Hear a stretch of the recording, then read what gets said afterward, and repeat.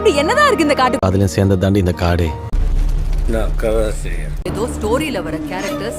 எல்லாருக்கும் வணக்கம், நான் உங்கள் சக்தி. இந்த வீடியோவில் வழக்கம் போல தமிழில் வந்த ஒரு 5 அண்டர்ரேட்டடான படங்கள், அதாவது தமிழ் சினிமா கவனிக்க மறந்த படங்கள், தமிழ் ரசிகர்கள் கொண்டாட மறந்த படங்கள், அந்த மாதிரியான ஒரு 5 படங்கள் தான் பார்க்க போகிறோம். வாங்க நம்ம லிஸ்ட்டுக்குள்ளே போகலாம். இதில் நம்ம முதலாவதாக பார்க்க போகிற படம் 2025 ரிலீஸ் ஆன தண்டகாரண்யம். இந்த படத்தினுடைய கதை என்னன்னு கேட்டிங்கன்னா, தமிழ்நாடு கர்நாடகா பார்டரில் இருக்கிற ஒரு பழங்குடியின கிராமத்தில் தற்காலிக வனக்காவலராக வேலை பார்க்குற நம்ம கலையரசன் அந்த வேலையை இழக்க வேண்டிய சூழல் வருது. தன்னோட ஊரையும் குடும்பத்தையும் காப்பாற்றணும்னா சீருடை அணிஞ்ச ஒரு அரசு அதிகாரி ஆகணும்னு ஆசைப்பட்டு ஜார்க்கண்ட நடக்கிற ISGS அப்படிங்கிற பேராமிலிட்டரி ட்ரைனிங் கேம்ப்ல போய் சேர்றாப்புல. இன்னொரு பக்கம் அவருடைய அண்ணன், அதாவது நம்மளோட அட்டகத்தி தினேஷ், ஊர்ல நடக்கிற வனத்துறை அதிகாரி மற்றும் கார்ப்பரேட் முதலாளிகளின் அநீதிகளை எதிர்த்து போராடிட்டு இருக்காரு. இங்க ட்ரைனிங் கேம்ப்ல வடமாநில அந்த பிராந்திய பாகுபாடு, அதிகாரியோட சித்திரவதை, முருகன் ஒரு பெரிய போராட்டங்களை சந்திச்சிட்டு இருக்காப்புல. எதிர்பாராத விதமா ஒரு பெரிய ரிஸ்க் ஆகுது. அதுக்கப்புறம் தான் சேர்ந்திருக்கிற அந்த அமைப்போட உண்மையான கொடூர முகமும் நக்சலைட்டுகள் ஒழிப்புன்ற பேர்ல அப்பாவி மக்களை அழிக்கும் சிஸ்டத்தின் சதியும் முருகனுக்கு தெரிய வர, அண்ணன் சடையனோட சேர்ந்து இந்த சிஸ்டத்துக்கு எதிராக எப்படி போராடுறாங்க அப்படின்றதான் இந்த படத்தினுடைய உள்ளன ஸ்டோரி.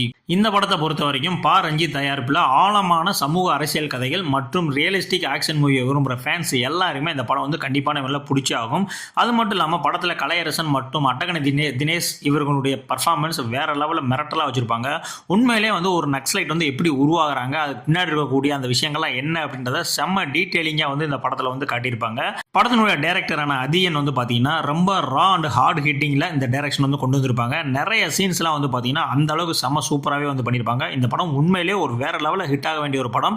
பட் இந்த படத்துக்கு நம்ம அந்த அவ்வளோவா வந்து வரவேற்பு கொடுக்கல. இந்த படமும் ஒரு ஃப்ளாப்பாக தான் தரவிச்சு.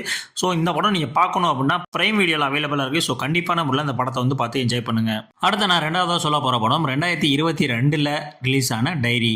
இந்த படத்துடைய கதை என்ன அப்படின்னு கேட்டிங்கன்னா, மேட்டுப்பாளையம் போலீஸ் அகாடமியில் ட்ரைனிங் முடிச்சுட்டு வர்ற நம்ம சரவணவேலன் தன்னுடைய ஃபீல்டு ட்ரைனிங்காக உதகமண்டலம் போலீஸ் ஸ்டேஷனுக்கு போகிறாரு. அங்கே பல வருஷங்களாக தீர்க்கப்படாமல் இருக்கிற 16 வருஷத்துக்கு முன்னாடி நடந்த ஒரு அன்சால்வ்டு ராபரி அண்ட் மர்டர் கேஸை கையில் எடுத்து இன்வெஸ்டிகேஷன் பண்ண ஆரம்பிக்கிறாரு. அந்த வழக்கை விசாரிக்க அவர் கோயம்புத்தூர்ல இருந்து ஊட்டிக்கு போகிற 13ஆம் நம்பர் அரசு டவுன் பஸ்ஸில் ஏறும்போது தான் கதையை முற்றிலும் எதிர்பார்க்காத ஒரு சூப்பர் நேச்சுரல் வழியில் திரும்ப ஆரம்பிக்குது. விஷயம் கைமீறி ரொம்ப ரிஸ்காக மாறுறப்போ அந்த பஸ்ஸில் பயணம் செஞ்ச மனிதர்களுக்கும் 16 வருஷத்துக்கு முன்னாடி நடந்த அந்த கொடூரமான குற்றத்திற்கும் என்ன சம்பந்தம், சரவணவேலன் அந்த மிஸ்ட்ரியை எப்படி கண்டுபிடிக்கிறாரு அப்படின்றது தான் இந்த படத்தினுடைய ஒன்லைன் ஸ்டோரி. இந்த படத்தை பொறுத்த வரைக்கும் மிஸ்ட்ரி த்ரில்லர், இன்வெஸ்டிகேஷன் த்ரில்லர், இந்த ஃபேண்டசி த்ரில்லர் இதெல்லாம் பிடிக்கும் அப்படின்னா கண்டிப்பான முறையில் இந்த படம் உங்களுக்கு பிடிச்சே தீரும். இந்த படத்தினுடைய மிகப்பெரிய பாசிட்டிவாக நான் பட்டது, இந்த இன்வெஸ்டிகேஷனுக்குள்ள ஒரு ஹாரர் எலமெண்ட்டை வச்சு செம்மையா வந்து ஸ்கிரீன் பிளே பண்ணியிருப்பாங்க. அது நல்லாவே வந்து ஒர்க் அவுட் ஆயிருச்சு அப்படின்னு தான் சொல்லுவோம். அது மட்டும் இல்லாமல் மேட்டுப்பாளையத்தினுடைய அந்த அழகை வந்து பார்த்தீங்கன்னா செம்மையா வந்து ஒளிப்பதிவு வந்து பண்ணியிருப்பாங்க. பிஜிஎம்மே வந்து சூப்பராக இருக்கும். அருள்நிதி அவருடைய ஆக்டிங்குமே வேற லெவலில் வந்து இருக்கும். இந்த படம் வந்து ஒரு உண்மை சம்பவத்தை பேஸ் பண்ணி எடுக்கப்பட்ட படம். உண்மையிலே இந்த மாதிரி ஒரு ஹாரர் எலமெண்ட்லாம் நடந்திருக்கு. அதை பேஸ் பண்ணி தான் அந்த படத்தை வந்து எடுத்திருக்காங்க. நீங்கள் படம் பாருங்க, நான் ஏன் சொல்கிறேன் அப்படின்றது வந்து உங்களுக்கு புரியும். இந்த படம் பார்க்கல அப்படின்னா இந்த படம் ஆஹா ஓடிடியில் அவைலபிளாக இருக்குது. ஸோ கண்டிப்பான முறையில் இந்த படத்தை வந்து வாட்ச் பண்ணுங்க. மூணாவதாக நம்ம பார்க்க போகிற படம் 2018 ரிலீஸ் ஆன பேரன்பு. இந்த படத்தினுடைய கதை என்னன்னா, மம்முட்டி துபாயில் வேலை பார்த்துட்டு திரும்ப வர்ற ஒரு சாதாரண மனிதர். அவரோட மனைவி இவரை விட்டுட்டு போயிட மூளை முடக்குவாதத்தால் பாதிக்கப்பட்ட தன்னுடைய மகள் பாப்பாவை தனியாக வளர்க்க வேண்டிய ஒரு சூழல் வந்து மம்முட்டிக்கு வந்து உருவாகுது. சமுதாயத்தின் விசித்திரமான பார்வை மற்றும் உறவுகளின் ஏமாற்றங்களால் மனமுடைஞ்சு போகிற மம்முட்டி தன்னோட மகளை கூட்டிக்கிட்டு மனித நடமாட்டமே இல்லாத ஒரு தனிமையான இயற்கை எழில் கொஞ்சம் ஏரிக்கரை வீட்டிற்கு சென்று வாழ ஆரம்பிக்கிறாரு. ஆனால் அந்த பாப்பா பெரிய பொண்ணாகும்போது அவளோட உடலியல் மற்றும் உணர்வுபூர்வமான தேவைகளை ஒரு தகப்பனாக புரிஞ்சுக்கிட்டு வழி நடத்தும் போது விஷயம் கைமீறி ரொம்ப ரிஸ்காக மாறுறப்போ அந்த சமுதாய வாழ்க்கையும் அவர்களுக்கு கொடுக்கும் அடுத்தடுத்த அதிர்ச்சிகளையும் தாண்டி அமுதன் தன்னோட மகளுக்காக அன்பை எப்படி மட்டுமே ஆயுதமாக வச்சு போராடுறான்றதுதான் இந்த படத்தினுடைய ஒரு எமோஷனல் ஸ்டோரி. இந்த படத்தை பொறுத்த வரைக்கும் ஒரு டீப் எமோஷனல் மூவி. வேர்ல்டு வைடாக இந்த படத்தை யாருமே கொண்டாடாதால் இருக்க மாட்டாங்க. அந்த அளவுக்கு செம சூப்பரான படம். ஆனால் ரொம்பவுமே மெலோ ட்ராமாவாக மூவ் பண்ணக்கூடிய ஒரு படம் தான் இது. கிட்டத்தட்ட படம் வந்து பார்த்தீங்கன்னா 2 மணி நேரம் 50 நிமிஷம் வரைக்கும் ஓடக்கூடிய ஒரு படம். நீங்கள் பரபரப்பான த்ரில்லர் இந்த மாதிரிலாம் பார்க்கக்கூடிய ஆள் அப்படின்னா கண்டிப்பாக அந்த படம் வந்து உங்களுக்கு செட் ஆகாது. ஆனால் என்னை பொறுத்த வரைக்கும் இந்த படம் உங்கள் வாழ்க்கையில் ஒரு முறையாவது நீங்கள் வந்து பார்த்தே ஆகணும் அப்படின்ற மாதிரி சொல்லுவேன். ஏன்னா இந்த படத்தில் அவ்வளோ சீன்ஸ், அவ்வளோ விஷயங்கள் எல்லாமே உங்களுடைய ரியல் லைஃப் கூட வந்து அவ்வளோவா வந்து கனெக்ட் ஆகும். எப்படா ஒரு மனுஷனால இப்படி ஒரு படத்தை வந்து எடுக்க முடியும் அப்படின்ற மாதிரி இருக்கும். மம்முட்டியோட ஆக்டிங்லாம் இதில் அவரை தவிர வேறு யார் நடிச்சிருந்தாலும் இருந்தாலும் இந்த மாதிரியான ஒரு அவுட்புட் வந்திருக்காது. அந்த அளவுக்கு ஒரு தரமான பெர்ஃபார்மன்ஸ் வந்து இந்த படத்தில் வந்து கொடுத்துருப்பாப்புல. நீங்கள் இந்த படத்தை இன்னும் பார்க்கல அப்படின்னா கண்டிப்பான முறையில் பாருங்கள். இந்த படம் பிரைம் வீடியோவில் அவைலபிளாக இருக்குது. அடுத்த 4வதாக பார்க்க போகிற படம் 2026 ரிலீஸ் ஆன மை லார்ட். இந்த படத்தினுடைய கதை என்னன்னு கேட்டிங்கன்னா, கோயில்பட்டி தீப்பிடி தொழிற்சாலையில் வேலை செய்கிற ஒரு எளிய மனிதன் முத்துசிற்பி. இவரும் சுஷீலா அப்படின்ற பெண்ணும் திருமணம் செஞ்சுக்கிட்டு ஒரு புது வாழ்க்கையை வந்து ஆரம்பிக்கிறாங்க. ஆனால் சுஷீலாவுக்கு இருக்கிற தீவிரமான மருத்துவ செலவுக்காக முத்துசிற்பி கந்துவட்டிக்காரங்கிட்ட கடன் வாங்கி பெரிய ட்ராப்ல வந்து மாட்டிக்கிறாரு. இந்த சூழ்நிலையில் அரசாங்க ரெக்கார்டுகளில் முத்துசிற்பி இறந்துட்டதா தவறாக பதிவு செய்யப்பட்டு அவரோட அடையாளமே அளிக்கப்படுது. எதிர்பாராத ஒரு டேர்னிங் பாயிண்ட் வந்து விஷயம் ரொம்ப ரிஸ்காக மாறுறப்போ உயிருடன் இருக்கிற ஹீரோ தன்னோட அடையாளத்தையும் உரிமையையும் மீட்டெடுக்க அந்த ஊழல் நிறைந்த சிஸ்டம் மற்றும் அதிகார வர்க்கத்துக்கு எதிராக எப்படி போராடுறாரு அப்படின்றது தான் இந்த படத்தினுடைய ஒன்னென்ன ஸ்டோரி. இந்த படத்தை பொறுத்த வரைக்கும் குக்கு, ஜோக்கர், புகழ், ராஜ்முருகன் படங்கள் மற்றும் சோசியல் டிராமா விரும்பும் ஃபேன்ஸ் எல்லாருக்கும் கண்டிப்பான முறையில் இந்த படம் வந்து பிடிக்கும். அது மட்டும் இல்லை, சசிகுமாருடைய மிக யதார்த்தமான மற்றும் இயல்பான பெர்ஃபார்மன்ஸில் இந்த படத்தில் வந்து நீங்கள் வந்து பார்ப்பீங்க.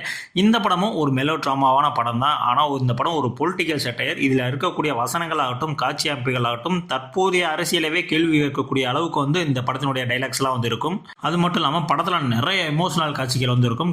கண்டிப்பாக உங்களை கண்கலங்க வைக்கிற அளவுக்கு வந்து இதோட எமோஷனல் காட்சிகள்லாம் இருக்கும். மற்றபடி இந்த படம் வந்து ஒரு நார்மலான வாட்ச் தான், ஒரு ஆவரேஜான வாட்ச் தான். நான் ஆக படம்லாம் சொல்ல மாட்டேன். பட் கண்டிப்பாக இந்த படம் வந்து பார்க்க வேண்டிய ஒரு படம் அப்படின்னு தான் சொல்லுவேன். இந்த படமும் உங்களுக்கு பிரைம் வீடியோவில் வந்து அவைலபிளாக இருக்குது. ஸோ கண்டிப்பான முறையில் இந்த படத்தை வந்து வாட்ச் பண்ணுங்கள். அடுத்து நான் ஃபைனலாக சொல்ல போகிற படம் 2022 ரிலீஸ் ஆன தேஜாவு. இந்த படத்தோடைய கதை என்னன்னு கேட்டிங்கன்னா, விக்ரம் குமார் ஒரு திறமையான under cover crime branch CID officer. இன்னொரு பக்கம் சுப்பிரமணி அப்படிங்கிற ஒரு எழுத்தாளர் போலீஸ் ஸ்டேஷனுக்கு போய் தான் எழுதுகிற நாவல்களில் வர்ற குற்ற சம்பவங்கள் எல்லாம் நிஜ வாழ்க்கையில் அப்படியே நடக்குதுன்னு சொல்லி அதிர்ச்சியை கொடுக்குறாரு. அவர் சொன்ன மாதிரியே ஒரு போலீஸ் அதிகாரியுடைய பொண்ணு பூஜா கடத்தப்படுறா. இந்த விசித்திரமான கேஸை விசாரிக்க விக்ரம் குமார் களத்தில் இறங்குறப்போ அந்த எழுத்தாளர் அடுத்த எழுதுகிற அத்தியாயங்களில் நடக்கிற விஷயங்கள் அப்படியே நிஜத்தில் நடக்குது. எதிர்பாராத ஒரு பெரிய டேர்னிங் பாயிண்ட் வந்து ரொம்ப விஷயம் வந்து ரிஸ்காகிறப்போ அந்த எழுத்தாளர்களுக்கும் இந்த கடத்தலுக்கும் என்ன சம்பந்தம், நாவலில் நடக்கிற விஷயங்கள் எப்படி வந்து நிஜத்தில் வந்து சாத்தியமாகுது, விக்ரம் குமார் அந்த மிஸ்ட்ரியை உடைச்சு பூஜாவை எப்படி காப்பாற்றுறாருன்னா இந்த படத்தினுடைய ஒன்லைன் ஸ்டோரி. இந்த படமும் சஸ்பென்ஸ் த்ரில்லர், கிரைம் த்ரில்லர் ஃபேன்ஸுக்கு கண்டிப்பாக நம்மள இந்த படம் வந்து உங்களுக்கு பிடிச்சி ஆகும். அது மட்டும் இல்லைங்க, இதில் அருள்நிதியோட கம்பீரமான மற்றும் நேர்த்தியான பெர்ஃபார்மன்ஸ் இந்த படத்தினுடைய மிகப்பெரிய ஒரு பலம். அது மட்டும் இல்லாமல் இயக்குனர் அரவிந்த் சீனிவாசனுடைய புதுமையான கான்செப்ட், அந்த நாவல் பின்னணியில் உருவான அந்த ஸ்க்ரீன் பிளே, இது எல்லாமே வேற லெவலில் இருக்கும்.